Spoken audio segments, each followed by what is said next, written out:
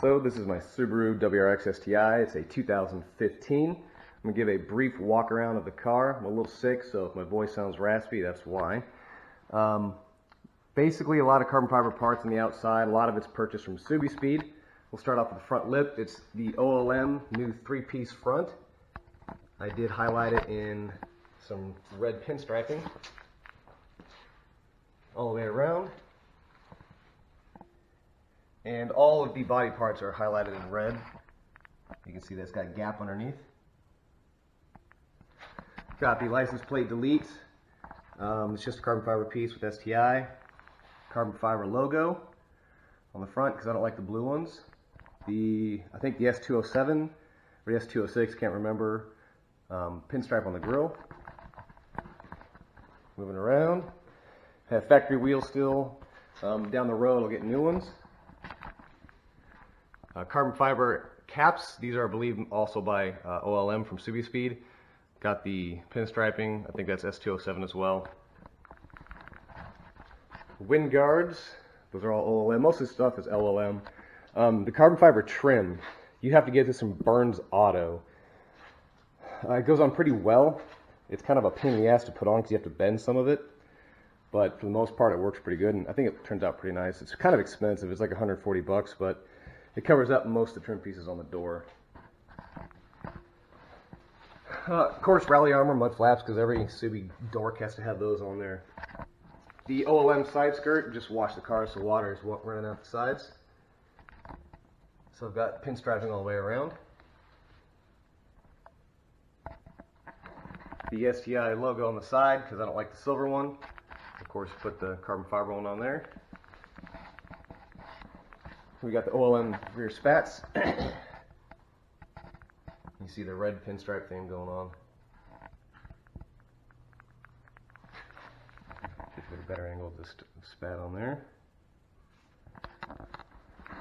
And we got the Maxton Design vortex generator. I tend to like this one better. I don't like the ones that mount on the roof. Just a little about moisture being trapped underneath of it and possibly rusting.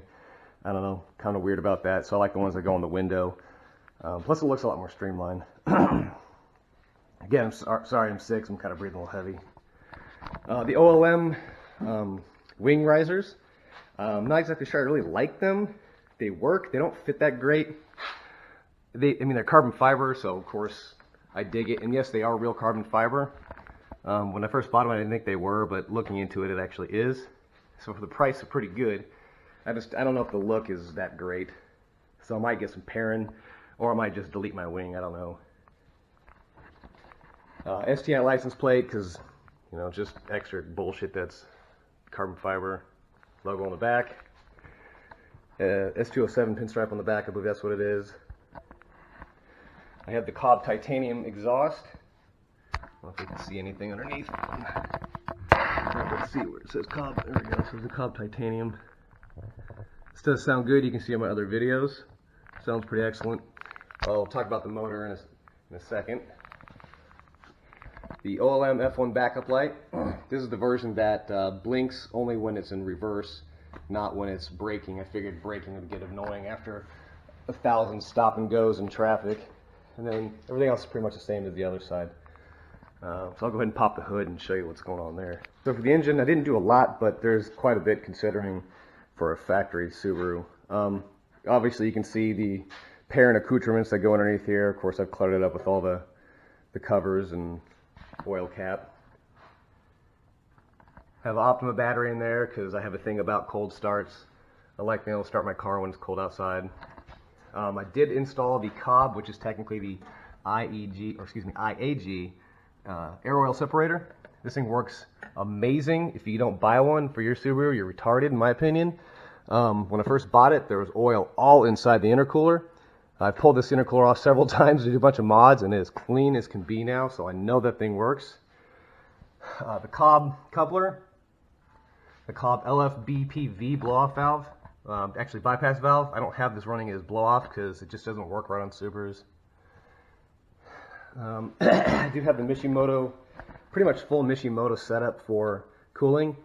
Hoses, the X-line radiator. I don't run Mishimoto caps because they're garbage. Anybody that has them, toss them out and just use your OEM ones, because they end up going to cause overpressurization, or they're going to fail and you're going to spew coolant everywhere. So I run the OEM one up here on top as well. The Mishimoto expansion, excuse me, I said short for breath. The expansion chamber, the expansion tank, which is Mishimoto, this thing's awesome. It does hold a little bit more capacity, so you get a little bit more coolant in here. And then, not to mention the X-Line series, you get a lot more coolant here. I think I added an extra gallon, maybe 3/4 of a gallon in the actual radiator.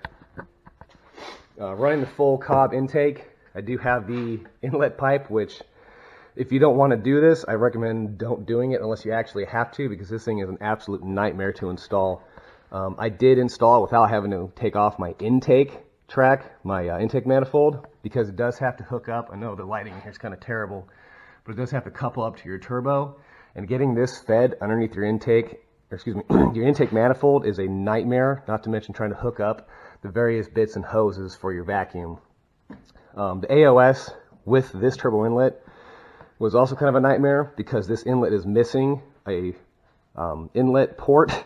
The stock one has 5, this has 4. So you had to kind of figure out which pieces had to go where and yada yada yada. But the Big SF intake kit, which at my tune level, which is, they call it 2+, but it's whatever at this point, doesn't really do much except for just that whistly noise.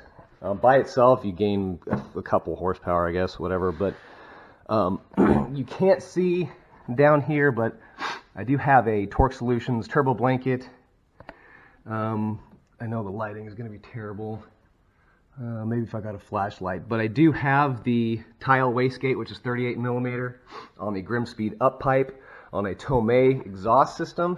Or excuse me, where's it at? There we go. The Tomei, man, I can't think today. Unequal length headers. There we go. Which I did have them ceramic coated black, so there's no way you're going to see it. So the headers are ceramic coated black.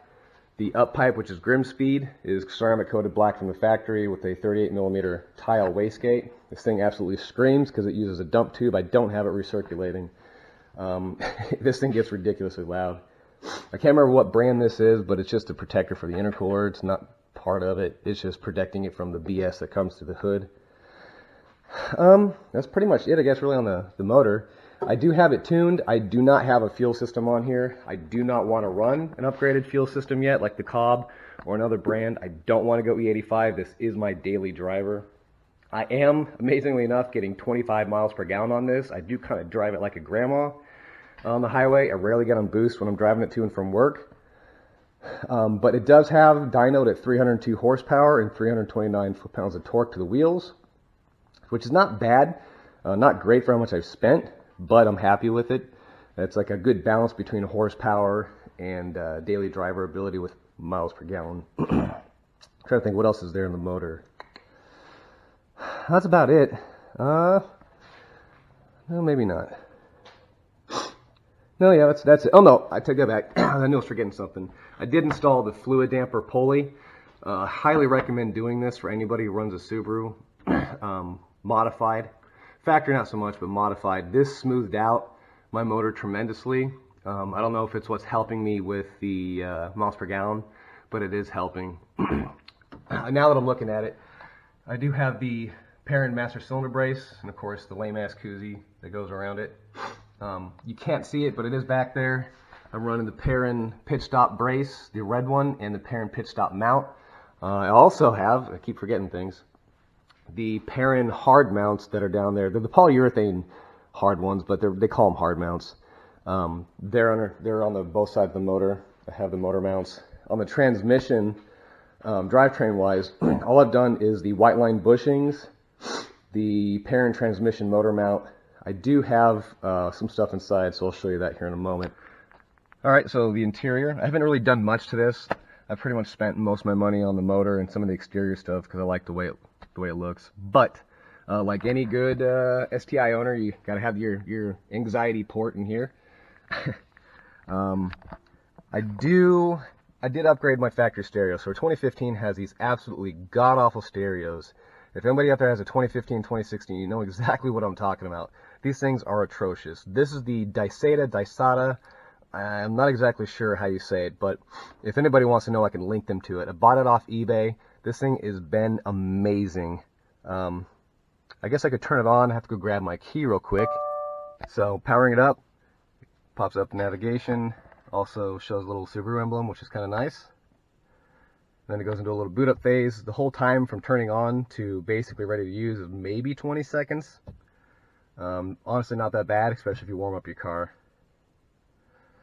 You can put a custom background in there. I got stuff for my sim racing in there. It's basically a glorified tablet, all touchscreen. You can put whatever you want on there, Play Store. You can put all kinds of apps. No, it's a little bright. It's not going to bring anything up. I do have to link this with Wi-Fi. So this has Wi-Fi. You can select and then run it through your phone as a hotspot. That's what I do. Got Pandora. I watch YouTube. This one actually comes with navigation, which this little note up here is the navigation box for it. This is updated at least once a week, so the navigation on this thing is excellent. I'd recommend this over something like a Garmin. You see it right there. After a few seconds, it goes back to a nice idle screen. Nothing major with the instrument cluster. I added a front and rear dash cam. I'm paranoid about other drivers because, like I said, I do drive like a grandma in the right-hand lane. I like to enjoy my ride. I don't thrash this thing. My kids can see it in there, and you can see the rear camera back there. I haven't really done much in here. The only things that I really have done that make a difference, let me open the door up to get some light. Turn this off. I do have the full Cobb short throw shifter with the front and rear bushings that are on the transmission. Those bushings were an absolute nightmare to do, but God, they make a huge difference. I mean, there's hardly any play, and the shifts are just clean. Now, this isn't running, so it's going to hear a lot of clanky noises, but it's like a bolt action rifle. This thing is just amazing. Then I have the pair and reverse lockout. I am going to replace that with a Cobb one. I got this before Cobb even made them, so that's just I don't like having the mismatch to me. I'm just kind of OCD like that, but everything works pretty well. The boots I did replace with Alcantara and red trim. I know the lighting kind of sucks in here. So I replaced that. I replaced the e-brake boot with also Alcantara, and then a carbon fiber e-brake handle with the parent knob, or excuse me, parent button. This thing, I love it. Makes it so much easier to operate. And then since I have the extending armrest, this was kind of a pain in the ass.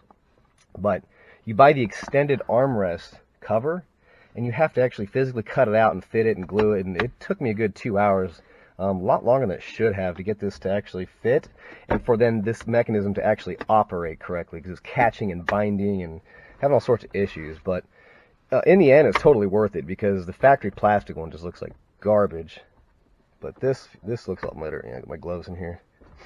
It just feels so much better. Then I did add a bunch of these cheapo cup holder rubber inserts, which I have in here too, and it just kind of fills the entire car. They go down in here as well. If you can actually see those or not, probably a bad angle. But that's pretty much it for the interior. I do plan on getting a new steering wheel. I love the steering wheel, but I don't like leather. I'm an Alcantara nerd. I love Alcantara. I use my sim rig has nothing but Alcantara on it. So I am going to plan on getting the Alcantara wheel fully, or maybe the carbon fiber top and bottom with Alcantara. I haven't really decided. I'm thinking about just full Alcantara. Might be too much carbon fiber if that's the case. But then, of course, the trim will be carbon fiber. I am going to replace the factory cheap, I want to say it's hydro dipped. Anybody correct me, I don't know what it is, but it looks like it's hydro dipped fake carbon fiber, and this drives me nuts. I don't like fake carbon fiber. So this will all be replaced with the OLM cover stuff you can get from Subi Speed. It just kind of glues on top of it with 3M tape. So I'll replace all that. I do want to do carbon fiber in the center here, and then up the top. And then I'm going to replace this top, or I think it's either a cover. So this will be Alcantara as well up here. So in the future, but I'm kind of tapped on money currently. So for the time being, I'm just kind of saving and paying off PayPal, which I've used to buy some parts here and there. But that's basically it for the interior. Not much else going on. I have a lot of things I want to do to the car. Let me turn all these lights off. I do want to do a lot of things to this car. but it requires money, time, and I just bought the car, honestly. I have this car maybe 7 months now, and I've already dumped 13 grand into it. So it's kind of like an obsession in my mind now. I've wanted one for a long time, since 2004. And when the new body model came out in 2015, I absolutely loved it. But I just personally couldn't afford it. So I found this one at CarMax. Of all places, I used to drive a 2013 Jeep Wrangler, and it was a good vehicle, but man, it wasn't me. It was a crappy daily driver. It rode rough. The gas mileage was horrendous. So I wanted a car, and I wanted it to be kind of a dad sport car. And I thought, well, let's see if I can get an STI.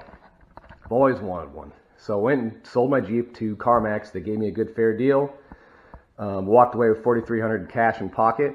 And later that day, I found this car in, where was it? In Colorado, of all places. 24,898 miles on it.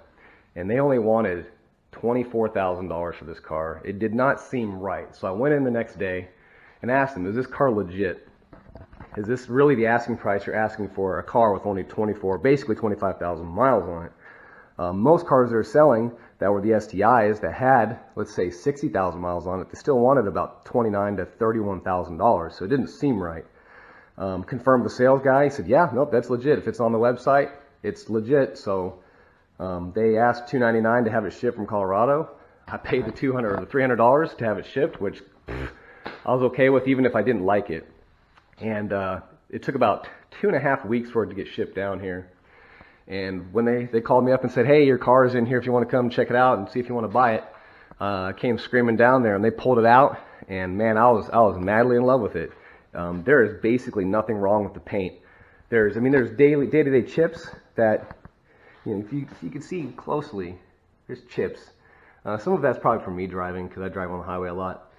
But this thing was like 99% mint. There's a couple curb rashes on one of the rims, not from me, from the guy prior, whoever owned it prior.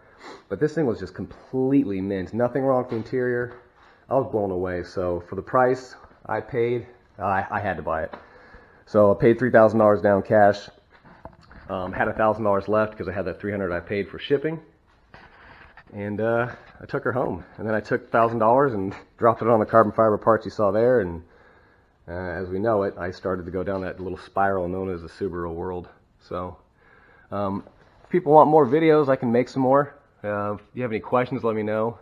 I have done, like I said, the external wastegate setup on this car. If you have questions about it, how hard it is, what you need, etc., please ask me. I'm pretty quick to respond with things. A tune is required for anything on this car. So I've had 2 Pro Tunes on it. My first Pro Tune was when I just did my sorry, I forgot to mention I have the Cobb downpipe on there. So when I did my Cobb downpipe and the titanium exhaust, it required a Pro Tune because I had the intake and there's no off-the-shelf maps. And honestly, don't use off-the-shelf maps. They're garbage. They're absolutely garbage. I had so many feedback knock events and find knock learn events going on that I had to get a Pro Tune. And ever since I had my Pro Tune done from Ryan and Chad Charlton, who own, I think it's Charlton, maybe it's Carlton, at MKC, which is Modified by KC here in Kansas City, Kansas. They did an outstanding job. Their turnaround was phenomenal. It took maybe a week of waiting to get my car in. Fantastic job, very fair prices in terms of labor. I could have done most of the labor. I traditionally try to do so. But for like a downpipe, I didn't feel like struggling with that here in my garage. I'd gladly pay somebody $300 to do a whole downpipe, exhaust, everything. So they ordered my parts, got military discount, yada yada. Fantastic company to deal with. But his tune has been phenomenal. I think maybe on average I'll have one feedback knock event every 2 weeks of negative 0.35, which is negligible. That's basically nothing. When it's super cold, like the other day, it was about 20-something degrees. Pop up, which is negative. It was pulling timing negative 0.3 for maybe a few seconds, but that's it. I mean, this thing has been incredible. It drives great. It's not burning oil. I couldn't be happier with it. The motor is clean, so I think I got kind of a lucky deal with this one, kind of one of that diamond in the rough regarding Subarus. So I'm gonna keep this thing forever. I do have a lot of big plans for it. I am going to drop a considerable amount of money and probably buy some TE37 wheels for it. Size will be dictated regarding if I decide to go wide body. I'm trying to see about how much money it would cost and etc. because I want to go Veris wide body on this. That's kind of a far stretch regarding goals, but I think it would look just disgusting with a Veris wide body, some TE37s. I do plan on putting some Fortunato, not the 510s, the 500 series with the APLS, which is the air piston lift system. I do have a problem with almost scraping my front end coming into my driveway. So if I lower this, it'll definitely be tearing this front lip up. Or if I get that wide body, I don't really want to tear that thing up either. Just tons and tons of other stuff I want to do. Carbon fiber hood, I want to get the fenders, I want to do everything, the whole shebang. But I want to retain this as a daily driver, so it's kind of that weird balance I'm trying to figure out. But anyways, I know this kind of ran a little long, but that's my Subaru in a nutshell currently, and I'll update videos as soon as I add more parts.